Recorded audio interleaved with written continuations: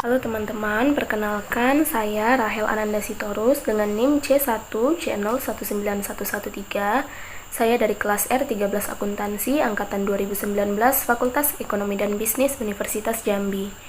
Video ini saya buat guna memenuhi tugas mata kuliah penganggaran saya yang diampu oleh Bapak Wirmi Eka Putra SE MSI. Nah, di video saya kali ini, saya akan membahas materi mengenai penyusunan anggaran utang dan modal. Di sini saya akan membahas definisi dari anggaran utang dan modal terlebih dahulu.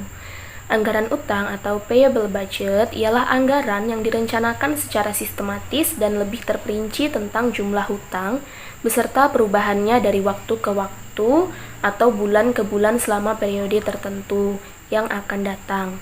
Dapat diketahui bahwa anggaran utang selain menunjukkan jumlah utang perusahaan pada suatu saat tertentu, juga menunjukkan perubahannya atau mutasinya, baik berupa tambahan utang baru maupun pengurangan utang sebagai akibat adanya pelunasan oleh perusahaan sebagai pihak debitur.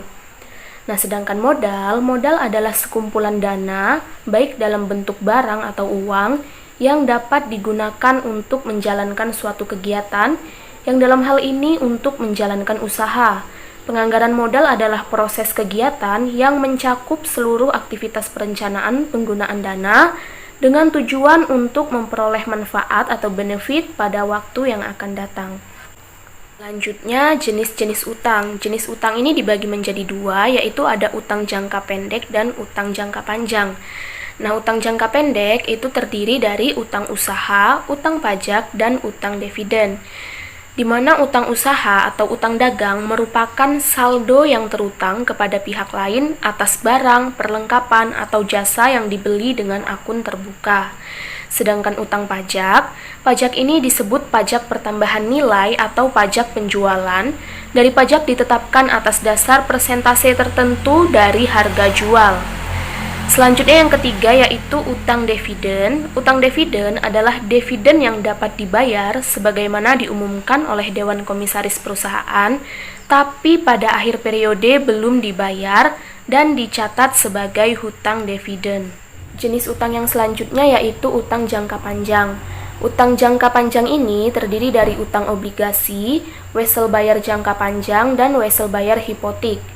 Obligasi adalah suatu istilah yang dipergunakan dalam dunia keuangan yang merupakan suatu pernyataan utang dari penerbit obligasi kepada pemegang obligasi beserta janji untuk membayar kembali pokok utang beserta kupon bunganya kelak pada saat tanggal jatuh tempo pembayaran.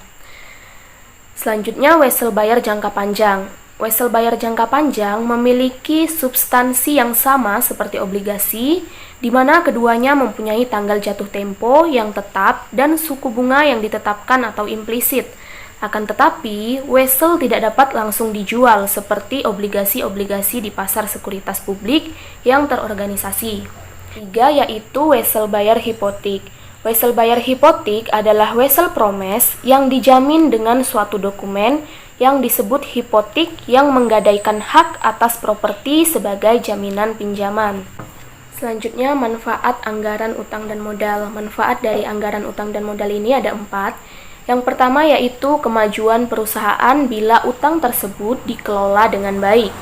Lalu manfaat yang kedua yaitu ekspansi kegiatan perusahaan dan kegiatan produksi. Yang ketiga sebagai modal kerja, dan yang terakhir untuk membiayai aset tak lancar. Yang selanjutnya yaitu faktor yang mempengaruhi anggaran utang. Nah, faktor yang mempengaruhi anggaran utang ini ada 6. Yang pertama yaitu ekspansi. Pada umumnya, ekspansi hanya membutuhkan tambahan modal kerja karena perusahaan bekerja pada kapasitas produksi yang sudah ada. Namun, apabila kemudian perusahaan harus menambah alat produksi atau membangun pabrik baru, maka kebutuhan modalnya akan bertambah. Pada ekspansi ini, selain dibutuhkan tambahan modal kerja, juga dibutuhkan tambahan modal tetap. Dengan demikian, pengertian ekspansi itu dimaksudkan sebagai perluasan modal, baik perluasan modal kerja saja maupun modal kerja dan modal tetap, yang digunakan secara tetap dan terus-menerus di dalam perusahaan. Perluasan model ini dapat memperbesar utang. Lalu yang kedua yaitu struktur modal. Struktur modal dalam hubungan dengan struktur keuangan dan struktur kekayaan dikenal dengan adanya pedoman atau aturan struktur keuangan yang konservatif baik vertikal maupun horizontal. Nah, yang ketiga yaitu anggaran pembelian material. Semakin besar kebutuhan material pada satu periode, berarti memerlukan pembelian material yang semakin besar, sehingga kemungkinan untuk tidak membayar dengan tunai akan semakin besar karena kondisi keuangan yang terbatas. Lalu yang keempat yaitu syarat pembayaran. Syarat pembayaran yang semakin lunak biasanya akan menjadikan nilai utang yang akan diambil semakin besar. Syarat pembayaran akan meliputi tingkat bunga, jangka waktu, dan denda serta jatuh tempo pembayaran pada setiap bulan. Lalu yang kelima yaitu tersedianya modal kerja dan kebijakan perusahaan dalam pembayaran utang. Bila modal kerja yang tersedia relatif besar, maka sebagian besar pembelian material dan keperluan yang lain dilakukan secara tunai sehingga akan meminimkan hutang yang akan diambil. Lalu yang keenam yaitu ketersediaan supplier dan bank. Bila perusahaan cukup mendapatkan kepercayaan dari para supplier dan pihak pemberi kredit, karena selama ini reputasinya cukup baik, maka akan lebih mudah untuk mendapatkan fasilitas kredit baik dari para supplier dan pihak bank untuk masa-masa yang akan datang. Selanjutnya, data dan informasi untuk menyusun anggaran utang. Data dan informasi yang diperlukan untuk menyusun anggaran utang ini ada 5. Yang pertama yaitu rencana pembelian bahan mentah atau bahan pembantu yang tertuang dalam budget pembelian bahan mentah. Lalu yang kedua yaitu keadaan persaingan para pemasok bahan di pasar. Yang ketiga, posisi perusahaan terhadap pihak pemasok bahan. Lalu yang keempat, syarat pembayaran yang ditawarkan oleh pihak penjual. Dan yang terakhir yaitu tersedianya modal kerja perusahaan. Selanjutnya, ilustrasi penyusunan anggaran utang. Penyusunan anggaran utang merupakan tanggung jawab Departemen Keuangan. Langkah pertama, Departemen Keuangan bekerja sama dengan Departemen Pembelian Rutin untuk mengumpulkan data belian dan syaratnya. Lalu langkah kedua, menghitung anggaran utang usaha pada periode tertentu. Dan langkah yang ketiga yaitu menyusun anggaran utang usaha. Nah, untuk menyusun anggaran utang jangka panjang untuk keperluan investasi, Departemen Keuangan bekerja dengan Departemen Produksi untuk mengumpulkan data alat produksi yang dibeli sebagai langkah pertama. Lalu langkah keduanya mengumpulkan data jangka waktu kredit dan bunga serta pembayarannya, dan langkah yang terakhir yaitu menghitung dan menentukan besarnya anggaran utang. Penyusunan anggaran modal. Modal yang dimaksud adalah modal sendiri. Nah, penyusunan anggaran modal berupa anggaran perubahan modal. Anggaran perubahan modal antara badan usaha yang satu dengan yang lainnya itu berbeda. Nah, bentuk badan usaha di Indonesia terdiri atas 5.